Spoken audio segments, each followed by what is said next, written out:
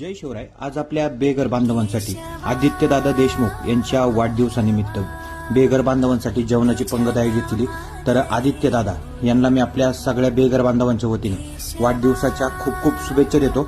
आणि आदित्यदादा हे आपल्या कायम या शिवकार्याच्या पाठीशी कायम खंबीरपणे उभे असतात. कोणतीही पेशंटला मदत लागली किंवा आपल्या आश्रमाचं काय काम असलं तर ते वेळोवेळी आपल्या या शिवकार्याला मदत करत असतात.